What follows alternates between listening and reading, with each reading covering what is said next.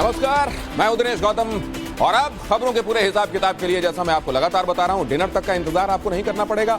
आपसे ताल्लुक रखती हर खबर आपके अंदाज में रात को नहीं, शाम की चाय के साथ ही आपको मिल जाएगी। जो खबर आप चाहते हैं जैसी ठीक वैसी आपके सामने मौजूद रहेगी। Bulletin with no waste of time, no confusion, to the point, big and bold. सबसे पहले आपको दिखाता हूं आज कौन सी खबरें रही बिग एंड बोल्ड। ये रही वो खबरें जिन पर खास तौर से आज निगाहें रहेंगी। रगड़ से भी अकड़ नहीं गई, क्या क्या कह रहा है माफिया इंटरोगेशन के दौरान, पूरी खबर में आज आपको बताऊंगा। और यह भी बताऊंगा कि किस तरीके से देश विरोधी तत्वों के साथ, सीमा पर बैठे हुए देश विरोधी तत्वों के साथ हाथ मिलाए हुए थे उसने। 35 वाला चैलेंज क्या है अमित शाह का दीदी को, और क्यों कहा गया है कि टीएमसी साफ हो जाएगी, ये पूरी खबर आपके सामने रखूंगा। ये राजनीति की दुनिया से बहुत बड़ी और अहम खबर है। और इसके अलावा बिग एंड बोल्ड में मैं आज आपको बताने वाला हूं टारगेट लॉक हो गया है और टाइम फाइनल हो गया है। ये पूरी खबर क्या है, ये दो चेहरे देखकर आपको अंदाजा तो हो रहा होगा, लेकिन खबर एक्चुअली क्या है ये मैं आगे आपको बताने वाला हूं। और इसके साथ साथ एक और अहम खबर बिग एंड बोल्ड में कर रही है आपका इंतजार। गर्व है इस पर, क्या है ये, क्यों गर्व है, पूरी खबर आपको बताऊंगा। लेकिन पहले आपको बताता हूं आज की ये अहम खबर, बेहद अहम खबर। जरा देखिए, अतीक अहमद को 7 लोकेशंस पर ले जाया जाने वाला है। 7 जगहों पर ले जाकर क्या किया जाएगा, 7 जगहों पर हथियार बरामद करने की कोशिश होगी। हथियार बरामद करने में जुटी हुई है उत्तर प्रदेश पुलिस। एक नेता के फार्म हाउस भी ले जाया जाएगा। पूछताछ में अतीक ने गुनाह कबूला, कहा उमेश पाल मर्डर की प्लानिंग मैंने की थी, हथियार शूटर्स की प्लानिंग बरेली जेल में हुई, कहा अतीक अहमद ने। और इसके अलावा बिग एंड बोल्ड में अगली खबर ये भी अतीक से जुड़ी हुई। सोर्सेस बता रहे हैं कि आईएसआई कमांडर के गुर्गों से मिला हुआ था अतीक। सलीम के गुर्गे यूसुफ से हुई थी मुलाकात अतीक की, और अतीक के फर्जी पासपोर्ट बनवाने में ये मदद किया करता था। तो किस तरीके से अपराध का पूरा एक नेक्सस था जिसके तार अलग अलग स्टेट्स में फैले हुए थे, और ना सिर्फ हिंदुस्तान में अलग अलग राज्यों में नेक्सस फैला हुआ था बल्कि पाकिस्तान तक जा रहे हैं इसके तार। और देखिए यहां बड़ी बड़ी आंखें कर कर लोगों को देखने वाला अतीक आज भी चाहता है कि उसके खौफ का साम्राज्य बरकरार रहे। मैं ये क्यों कह रहा हूं वो बताता हूं आपको। एसटीएफ की पूछताछ में अतीक अहमद से वैसे तो कई सवाल पूछे गए, लेकिन जब अतीक अहमद से उसके बेटे की मौत पर सवाल किया गया तो अतीक अहमद बौखला उठा। असद का एनकाउंटर हुआ है तुम्हें पता है, यह सवाल पूछा गया ऑफिसर की तरफ से, तो जवाब दिया मुझे छूटने दो, फिर बताता हूं गद्दी क्या चीज है। हेकड़ी देखिए, हेठी देखिए, ढिठाई देखिए, क्या कुछ नेता तुम्हारी मदद कर रहे हैं, पूछा गया तो देखिए जवाब क्या दिया गया। फिर से देखिए, ये मैं सांसद रहा हूं, संबंध बहुत से नेताओं से हैं, अभी भी बल नहीं गए, रस्सी जल गई बल नहीं गए। सवाल पूछा जाता है तो जवाब टेढ़ा दिया जाता है, और कोशिश यह की जाती है कि कभी भी वो जवाब ना मिले जिससे इस पूरे मामले को सुलझाने में मदद मिले। अगली अहम खबर की तरफ आपको ले जा रहा हूं। अतीक अब भी अपने सियासी रसूख की बात क्यों कर रहा है, लगातार आ रहे पॉलिटिकल स्टेटमेंट से भी इसको समझा जा सकता है। एआईएमआईएम के चीफ असदुद्दीन ओवैसी ने आज फिर से असद एनकाउंटर पर सवाल उठाए। बोले एनकाउंटर इंसाफ नहीं होता, एनकाउंटर से संविधान कमजोर होता है। पूछा क्या शूट आउट में असद शामिल था। सवाल यह है कि अगर वो जो दोनों गोली चला रहे थे पुलिस वाले, उसमें अगर पुलिस वालों को गोली लग जाती तो असद को तब संविधान दिखाई देता क्या। और अगली अहम खबर देखिए, असद एनकाउंटर पर ओवैसी ने जो आरोप लगाए हैं उसका जवाब यूपी एसटीएफ के चीफ अमिताभ यश के बयान में दिखाई दे रहा है। एसटीएफ चीफ का दावा, उनके पास तस्वीरें और सीसीटीवी फुटेज हैं। तस्वीर सीसीटीवी से हुई असद की पहचान यूं ही हवा में कुछ नहीं कर दिया गया, पूरी जिम्मेदारी के साथ इस ऑपरेशन को अंजाम दिया गया है, कहा अमिताभ यश ने। और अगली अहम खबर की तरफ आपको ले चलता हूं, अमृतपाल से जुड़ी हुई। अमृतपाल पर बोले संगरूर के सांसद सिमरनजीत मान, कहा कभी सरेंडर नहीं करेगा अमृतपाल, एनएसए लगाना गलत, कहा सिमरनजीत ने। सरकार जबरदस्ती करेगी तो नतीजे भुगतने पड़ेंगे। सिमरनजीत ने यह भी कहा मैं बनाना चाहता था खालिस्तान। ये देखिए सिमरनजीत की ये बातें, और यही देश विरोधी ताकतों को हवा देती हैं, और उनको ये लगता है कि उनके समर्थन में भी लोग खड़े हुए हैं। ऐसी आवाजों को, ऐसी ताकतों को, ऐसे प्रश्रय देने वालों को भी बहुत जल्द कंट्रोल किया जाना चाहिए। और आगे मैं आपको दिखाने वाला हूं ये अहम खबर। जब भी कहीं धार्मिक जुलूस में या कहीं बड़े किसी एक जलसे में शामिल होइए तो इस बात का हमेशा ख्याल रखिए कि सावधानी बरतना बेहद आवश्यक है। अगर आपने सावधानी नहीं बरती तो कभी भी बड़ा हादसा हो सकता है। आज यही सबक मिला। कैसे, कहां, क्यों, ये खबर। उधमपुर में बैसाखी की खुशियों के बीच चीख पुकार मच गई। बेनी संगम में फुट ओवर ब्रिज अचानक गिर गया। हादसे के बाद चारों तरफ लोग रोते बिलखते नजर आए। बैसाखी मेले के चलते पुल पर बड़ी संख्या में लोग मौजूद थे। पुराना हो चुका पुल ज्यादा लोगों का बोझ नहीं उठा सका और बीच से टूट गया। हादसे के बाद स्थानीय लोग ही सबसे पहले मदद के लिए पहुंचे और लोगों को नदी से बाहर निकाला। बैसाखी मेले के चलते प्रशासन भी अलर्ट पर था। कुछ ही देर में राहत और बचाव का काम शुरू हुआ। घायलों को अस्पताल में एडमिट कराया गया, जहां से कुछ घायलों को उपचार के बाद छुट्टी दे दी गई। इस हादसे में किसी को भी ज्यादा गंभीर चोट नहीं आई है। बताया जा रहा है कि पुल को स्थानीय लोगों ने ही पैसे जमा करके बनवाया था। और सावधानी इस लिहाज से भी बरते जाने की जरूरत है कि हम इंसानों के तौर पर क्या उन जगहों पर भी एनक्रोच करते जा रहे हैं जहां असल में इकोसिस्टम में कुदरत ने जानवरों को जगह दी है। जरा ये देखिए क्या हुआ भिवानी के तोशाम में। ये तस्वीरें यहां दिखाई दे रही हैं। तेंदुए से सतर्क रहने के लिए कह दिया गया है। तेंदुआ वहां पहुंचा था, कहा गया है कि बस्ती में घुस आया है और अब इससे सावधान रहना चाहिए। सवाल ये है कि ये बस्ती में घुस आया है या इंसान धीरे धीरे एनक्रोच करते हुए उन जगहों पर पहुंच गया है जहां असल में जानवरों के लिए, पशुओं के लिए जगह छोड़ी जानी चाहिए थी। और क्या ये हिंसक है या इंसान असल में ये नहीं सोच रहा है कि उसकी हदें कहां तक है। बहरहाल तेंदुआ यहां पर है, सावधानी बरतने के लिए कहा गया है। हरियाणा के भिवानी में तोशाम में ये तेंदुआ दिखाई दिया। और अब बहुत जल्दी से आपको आज की 5 अहम खबरें दिखाता हूं। Big and bold quick events of the day. Mumbai police ने एक फर्जी पुलिस अधिकारी को गिरफ्तार किया है। कैलाश खामकर नाम का यह शख्स पान की दुकानों को अपना निशाना बनाता था, कार्रवाई करने के बहाने वसूली करता था। दिलचस्प बात यह है कि फर्जी पुलिस अधिकारी ने वर्दी तो पहन ली थी, लेकिन पद के मुताबिक कितने सितारे लगे होने चाहिए उसे पता नहीं था। यूपी की फिरोजाबाद पुलिस ने मुठभेड़ में 10,000 के इनामी बदमाश नंदू को गिरफ्तार किया है। बदमाश पर लूट और चोरी के करीब 24 से ज्यादा मुकदमे दर्ज हैं। पकड़ा गया बदमाश बड़ी वारदात को अंजाम देने की फिराक में था। ट्रेन में अब वेटिंग टिकट कंफर्म करने के लिए सांसदों और विधायकों का लेटर हेड नहीं चलेगा। लेटर हेड को फैक्स कराने की जगह अब मेल सिस्टम लागू किया गया है। बिहार के मुजफ्फरपुर में टिकट कंफर्म कराने वाले गिरोह के पकड़े जाने के बाद यह फैसला लिया गया। मुंबई के पास विरार में अंबेडकर जयंती मनाने के दौरान करंट लगने से 2 लोगों की मौत हो गई, कई जख्मी हो गए। जुलूस के दौरान रथ पर लगा झंडा बिजली के तार से टकरा गया और रथ को धक्का दे रहे लोग करंट की चपेट में आ गए। डॉक्टर भीमराव अंबेडकर की 133वीं जयंती पर संसद भवन परिसर में राष्ट्रपति द्रौपदी मुर्मू, पीएम नरेंद्र मोदी समेत कई बड़े नेताओं ने बाबा साहेब को श्रद्धांजलि दी, उनकी प्रतिमा पर पुष्प अर्पित किए। इस कार्यक्रम में कांग्रेस अध्यक्ष मल्लिकार्जुन खड़गे और सोनिया गांधी भी मौजूद थे।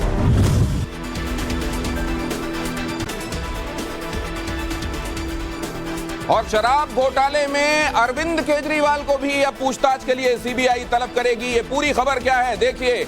अब मनीष सिसोदिया के साथ साथ क्या बातें पहुंच रही हैं, केजरीवाल तक भी। दिल्ली के सीएम से होगी पूछताछ। सीबीआई ने अरविंद केजरीवाल को किया तलब। 16 अप्रैल को सीबीआई ने केजरीवाल को बुलाया।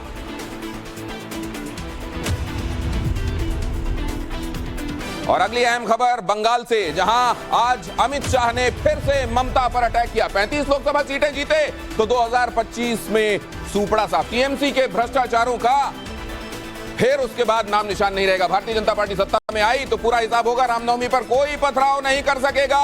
अमित शाह ने इस बात पर जोर दिया। अमित शाह बोले 35 लोकसभा सीटें जीते तो 2025 में टीएमसी साफ। टीएमसी के भ्रष्टाचारों का जवाब है बीजेपी। बीजेपी सत्ता में आई तो नहीं होगी रामनवमी में हिंसा, अमित शाह ने कहा।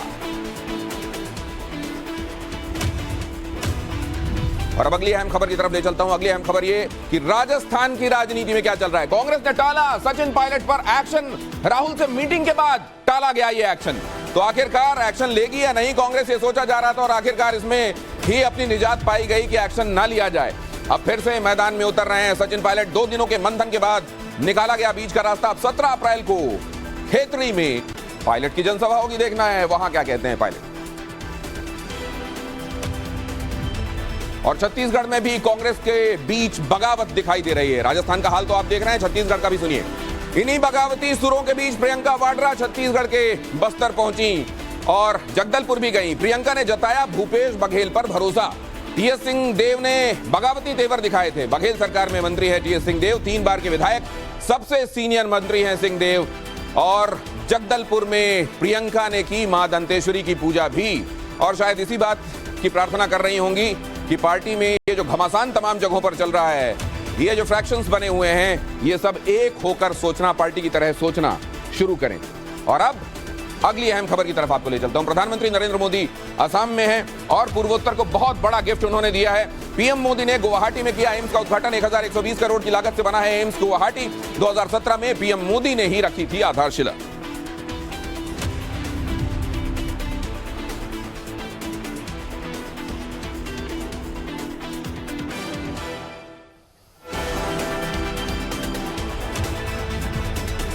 और प्रधानमंत्री नरेंद्र मोदी जहां होते हैं वहां कुछ ना कुछ बड़ा होता है। तो जब वो असम में थे, क्या हुआ, क्या बड़ा हुआ, क्या रिकॉर्ड बने, ये अहम खबर देखिए।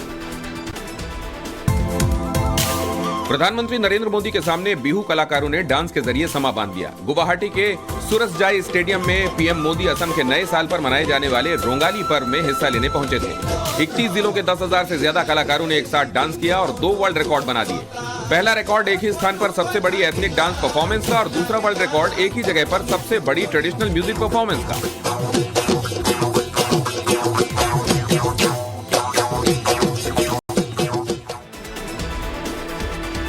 और अब अगली अहम खबर की तरफ आपको लिए चलता हूं। क्या हो रहा है? राहुल गांधी अपना सामान शिफ्ट कर रहे हैं। पूर्व कांग्रेस अध्यक्ष राहुल गांधी सरकारी बंगला खाली कर रहे हैं। संसद सदस्यता रद्द होने के बाद राहुल गांधी का सामान, ये देखिए आप, शिफ्ट किया जा रहा है और तुगलक लेन वाले बंगले से ट्रक में भरकर यह सामान ले जाया जा रहा है। खबरों के मुताबिक राहुल गांधी अब 10 जनपद में अपनी माता सोनिया गांधी के साथ रहेंगे। मोदी सरनेम पर राहुल ने कर्नाटक के कोलार में विवादित बयान दिया था और इस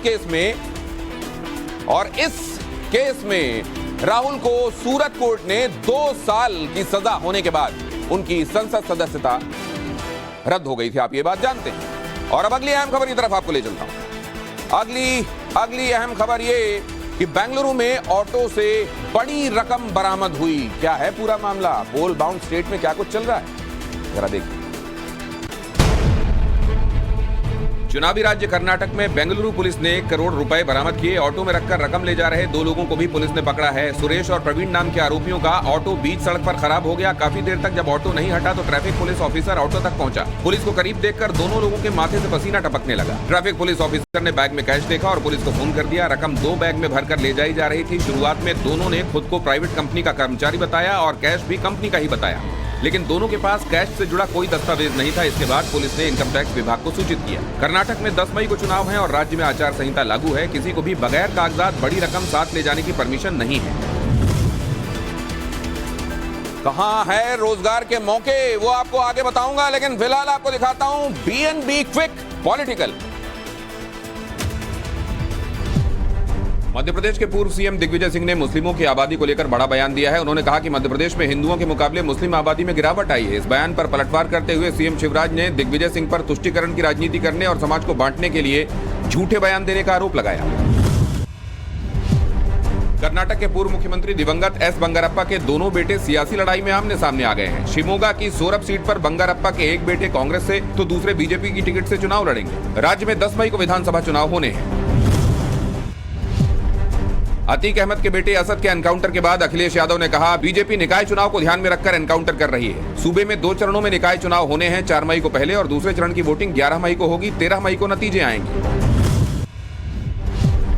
कलकत्ता हाईकोर्ट ने टीएमसी नेता अभिषेक बनर्जी और रिश्वत के बदले स्कूल में नौकरी के मामले में कुंतल घोष से ईडी और सीबीआई को पूछताछ करने की अनुमति दी है। स्कूल नौकरी घोटाले के मामले में आरोपी घोष ने हाल में आरोप लगाया था कि उन पर अभिषेक बनर्जी का नाम लेने के लिए जांचकर्ताओं की तरफ से दबाव डाला जा रहा है। पश्चिम बंगाल की मुख्यमंत्री ममता बनर्जी ने बांग्ला नववर्ष की पूर्व संध्या पर बांग्ला वासियों को एक भव्य ऑडिटोरियम की सौगात दी। यहीं से जनता को संबोधित करते हुए केंद्र सरकार पर निशाना साधा। बीजेपी पर इतिहास के साथ छेड़छाड़ का आरोप भी लगाया। और अब इंटरनेशनली क्या अहम चल रहा है वो बताने की बारी आ गई है। धरती के नीचे सब कुछ ठीक नहीं है। कम से कम इंडोनेशिया में यही देखने को मिला। दुमम में एक बार फिर से भूकंप आया। लगातार दूसरे दिन भूकंप, मतलब नीचे टेक्टोनिक प्लेट्स हिल रही हैं। फिर इंडोनेशिया में भूकंप के झटके। रिक्टर स्केल पर 7 की तीव्रता का भूकंप आया। कल भी इंडोनेशिया में आया था भूकंप। और अब जरा देखिए, जो बाइडेन के मामले में भी ऐसा हो सकता है क्या?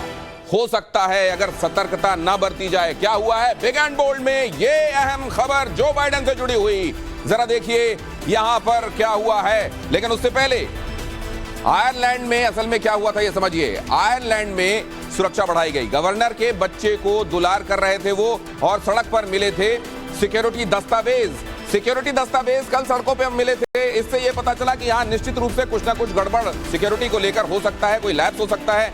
और यहाँ पर ये दिखाई भी दिया कि वो लोगों से मिलने के क्रम में कई जगहों पर सिक्योरिटी को नजरअंदाज कर रहे थे। और अब अगली अहम खबर की तरफ आपको लिए चलता हूं। ये अहम खबर जरा देखिए। ताइवान और चीन के बीच में क्या चल रहा है।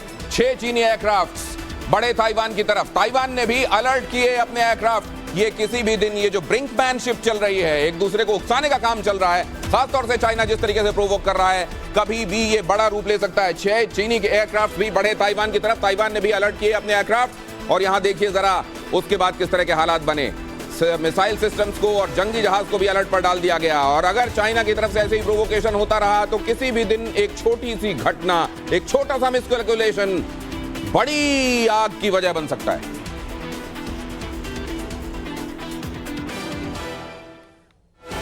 अब जरा देखिए नॉर्थ कोरिया, किम जोंग, उसकी सनक। दुनिया समझ नहीं पा रही है कि मिसाइलों को लेकर उसके दिमाग में चल क्या रहा है। ये खबर देखिए।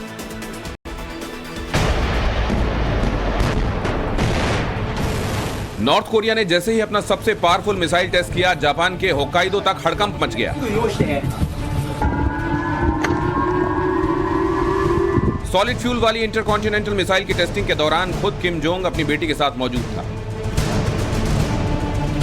सॉलिड फ्यूल वाली मिसाइलों को तेजी से फायर किया जा सकता है, जिसके चलते इन्हें इंटरसेप्ट करना बहुत मुश्किल होता है। यह इस साल नॉर्थ कोरिया का 27वां मिसाइल परीक्षण है, जिस पर जापान, साउथ कोरिया और अमेरिका ने ऐतराज किया है। नॉर्थ कोरिया ने इस मिसाइल को हवासोंग 18 नाम दिया है, जिसके 1000 किलोमीटर की उड़ान भरने का दावा किया गया। और अब खबर वॉर जोन से है। एक बार फिर से यूक्रेन ने कुछ ऐसा शोकेस किया है कि रशिया के जख्म ताजे हो गए हैं। क्या दिखाया गया है? ये मोस्कवा आपको याद होगा, बिग एंड बोल्ड खबर है। देखिए जरा ये तस्वीरें देखिए। मोस्कवा वो मिसाइल, वो जहाज जो रशियन प्राइड का प्रतीक रहा है, और नेपच्यून वो मिसाइल जिसके जरिए इसको सिंक करने का काम यूक्रेन की तरफ से किया गया था। ये तस्वीरें जारी करके ये बताया गया कि हम भारी पड़ रहे हैं, और ये जख्म जिसको भूलना चाहता है रशिया, उसको एक बार फिर से ताजा करने का काम किया गया। ये वीडियो जारी करके 1 साल पूरे हुए हैं, और उस 1 साल को अपने हक में भुनाने में यूक्रेन ने वीडियो के जरिए पूरी कोशिश की।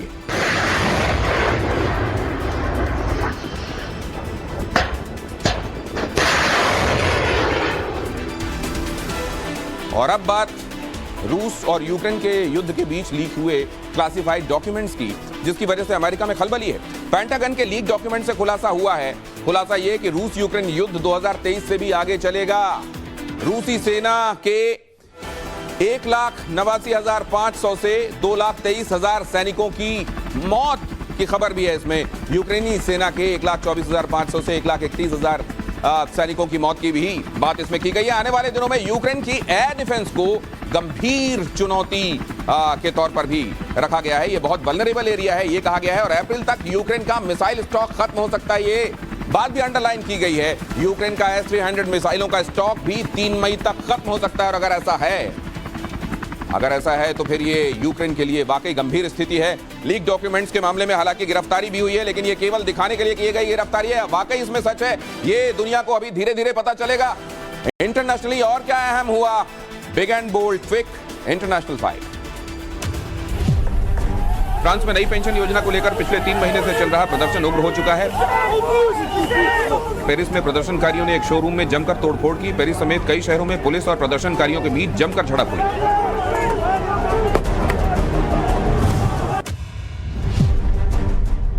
इटली में सिंथेटिक मांस के इस्तेमाल पर प्रतिबंध लगा दिया गया है। ऐसा करने वाला इटली दुनिया का पहला देश बन गया है। इसका उपयोग करने पर 53 लाख रुपए तक का जुर्माना भी तय किया गया है। प्रोडक्शन पर, फैक्ट्री सील करने और बिजनेस पर प्रतिबंध की बात कही गई है। ईरान में सजाए मौत के मामलों में 75% का इजाफा हुआ है। एक रिपोर्ट के मुताबिक पिछले साल ईरान में 582 लोगों को सजाए मौत दी गई। इन सभी को फांसी पर लटकाया गया। पिछले साल यहां सजाए मौत के 333 मामले थे। अमेरिका में टेक्सास के एक डेयरी फार्म में विस्फोट और आगजनी से करीब 18,000 गायों की दर्दनाक मौत हो गई। आग इतनी जबरदस्त थी कि फायर ब्रिगेड की टीम को कई घंटे मशक्कत करनी पड़ी। हादसे में एक इंसान झुलस गया। यूक्रेन पर रूस ने विध्वंसक हमला किया है। रूसी सैनिकों ने यूक्रेन के ज़ेपोरिजिया, खार्किव, लुहांस्क और डोनेट्स्क में ताबड़तोड़ अटैक किए। रूस ने यूक्रेन पर हमले का वीडियो भी जारी किया है, जिसमें रूसी सैनिक टैंक से हमला करते नजर आ रहे हैं। और अब चलते हैं ट्रेंडिंग की तरफ। बिग एंड बोल्ड ट्रेंडिंग पहली खबर। देश में घटिया दवाइयां बनाने वाली कंपनियों को आइडेंटिफाई किया गया है। सरकार ने सख्ती दिखाई है। ऐसी कंपनियों के खिलाफ सरकार ने सख्त एक्शन लिया है। खराब दवा बनाने वाली 23 कंपनियों के लाइसेंसेस रद्द कर दिए गए हैं। कई कंपनियों के दवा उत्पादन पर रोक लगा दी गई है। उत्तराखंड, हिमाचल की कंपनियों पर कार्रवाई। 32 कंपनियों को सरकार ने भेजा नोटिस। एमपी, गुजरात, दिल्ली की कंपनियों पर एक्शन। और दिल्ली समेत देश के कई राज्यों में अब भीषण गर्मी की शुरुआत हो चुकी है। आने वाले दिनों में पारा मैदानी इलाकों में रहने वाले लोगों को खासा परेशान कर सकता है। दिल्ली में 40 डिग्री के करीब पहुंच गया तापमान। दिल्ली में जल्दी 42 डिग्री पहुंचेगा और पारा इस तरीके से बढ़ते जाने से जल्दी लू चल सकती है। मध्य प्रदेश और उत्तर प्रदेश के कई इलाके भी लू की चपेट में आ सकते हैं। और देश की सबसे अमीर महानगर पालिका, वहां क्या चल रहा है? बीएमसी में चोरी हो रही है और चोरी भी चम्मच और थाली की हो रही है। कैटरर्स की तरफ से बोर्ड लगाया गया है कि उनकी कैंटीन से बर्तन चुराए जा रहे हैं। इसमें 6 से 7 हजार चम्मच, 150 से और 200 के बीच में थालियां, 300 से 400 नाश्ता प्लेट और 100 से ज्यादा ग्लास चोरी हुए हैं। बीएमसी कैंटीन ने अपील की है, कृपया इन बर्तनों को बाहर ले जाना बंद करें। और इसीलिए आजकल शादियों के मंडप में भी बाहर एक इसी चौकसी में लगा रहता है कि कोई खाने की प्लेट लेकर बाहर चला ना जाए। और अब अगली अहम खबर आपको बताता हूं। दुनिया के 100 प्रभावशाली लोगों की लिस्ट सामने आ गई है, जिसमें शाहरुख खान और एसएस राजामौली को जगह मिली है। टाइम मैगजीन की लिस्ट में एसएस राजामौली को पायनियर्स ऑफ 2023 बताया गया है, वहीं शाहरुख खान को आइकन ऑफ 2023 बताया गया है। राजामौली की फिल्म के गाने नाटू नाटू को अभी अभी ऑस्कर मिला है। जो काम करो ऐसे करो कि उसमें शिद्दत दिखाई दे और वो तुम्हारा सिग्नेचर बन जाए। एक बुजुर्ग ने किसी गाने पर ऐसा डांस किया कि डांस के महारथी भी वाह वाह करने लगे। ये अहम खबर देखिए।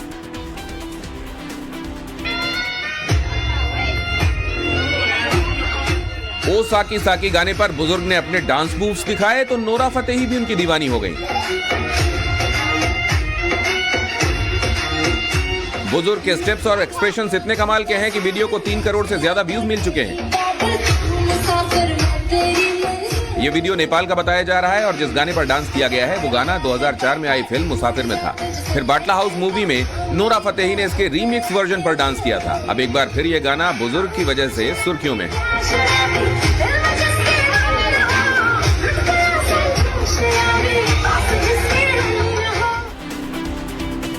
और अब देखिए, कई बार नामी जगहों पर, नामी कैंपस में क्या होता है, पढ़ाई लिखाई की जगह है लेकिन छात्रों के गुट आपस में भिड़ गए और वो भी टीचर्स की मौजूदगी में। और फिर उसके बाद जो कुछ हुआ वो कुछ ऐसा था। यहाँ एक उत्तर प्रदेश में नोएडा में एक नामी यूनिवर्सिटी के जब छात्र आपस में भिड़ गए तो फिर उन्होंने टीचर्स की भी नहीं सुनी, किसी की नहीं सुनी और आपस में देखिए किस कदर मार पिटाई हुई। और कोई चारा नहीं था, बल्कि खड़े होकर केवल टीचर्स देखती रह गई। तरबूज वालों के लिए खबर। गर्मी के मौसम में खुद को हेल्दी और हाइड्रेटेड रखने के लिए हम मौसमी फल खाते हैं, इनमें से एक है तरबूज। लेकिन इसे खाने को लेकर कुछ बातें हैं जिनका ख्याल रखना जरूरी है। डूज एंड डोंट्स इसके भी हैं। तरबूज को आप डेली खा सकते हैं, लेकिन परहेज ये करना है कि एक साथ बहुत सारा ना खाएं। अगर सुबह 10 से 12 के बीच में खाते हैं तो फायदे में रहेंगे, और अगर रात में सोने से पहले तरबूज खा लिया तो पेट की परेशानी हो सकती है। तरबूज हार्ट पेशेंट्स के लिए फायदेमंद है, डायरेटिक होता है। हालांकि किडनी, अस्थमा पेशेंट्स को डॉक्टर की सलाह लेनी चाहिए। तरबूज में लाइकोपीन एंटीऑक्सीडेंट होता है जिससे कैंसर का बचाव होता है। लेकिन तरबूज डायबिटीज के पेशेंट्स का ब्लड शुगर बढ़ा सकता है। तरबूज यूरिक एसिड के लेवल को कम करता है। हालांकि लिवर से जुड़ी बीमारी है तो खाली पेट तरबूज ना खाएं। एक्सपर्ट से बातचीत के बाद ये रिपोर्ट आपके लिए हमने तैयार की है। Big and bold quick trending ये रही आपके सामने। ईपीएफओ के 6 करोड़ से ज्यादा मेंबर्स के लिए बड़ी खबर। अंशधारकों को ऊंचा रिटर्न देने के लिए निवेश नीति में बदलाव किया गया है। नई पॉलिसी में ईपीएफओ इक्विटी और संबंधित निवेशों में अपनी आय का 5 से 15% निवेश किया जा सकता है। साथ ही ईटीएफ यूनिट की निकासी करने से पहले उसके मिनिमम होल्डिंग पीरियड को 4 साल से ज्यादा बढ़ाने का प्रस्ताव दिया गया है।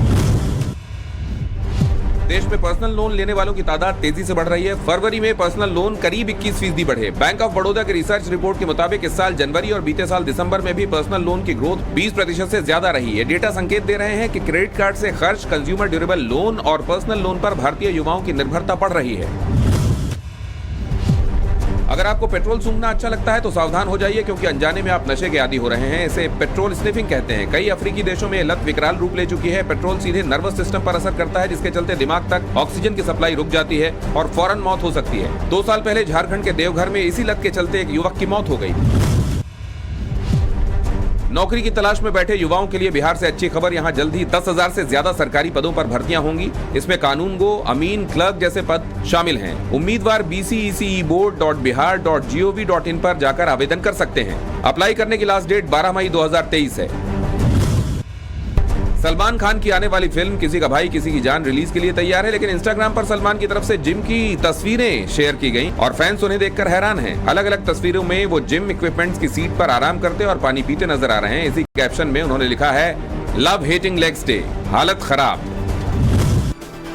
और अगली अहम खबर की तरफ आपको ले चलूं। Big and bold breaking. Atiq की पत्नी शाइस्ता की तलाश तेज हो गई है। प्रयागराज के 2 गांवों में छिपे होने की खबर है।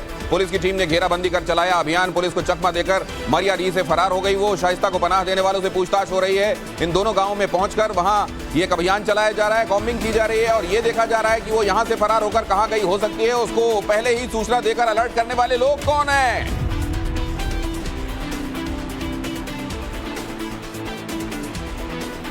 और अमित शाह बंगाल के दौरे में हैं। बिग एंड बोल्ड में कुछ देर पहले मैंने आपको यह बताया था कि 35 सीटों की बात करके उन्होंने कहा है कि अगर ये आ गई तो टीएमसी का सुपड़ा साफ, और ये भी कहा कि फिर रामनवमी में कोई हिंसा नहीं होगी। वहां की तस्वीरें आप देख रहे हैं। यहां शुभेंदु भी उनके साथ नजर आ रहे हैं। अमित शाह बंगाल के दौरे पर हैं। कुछ देर पहले वो दक्षिणेश्वर काली मंदिर में दर्शन करने के लिए पहुंचे।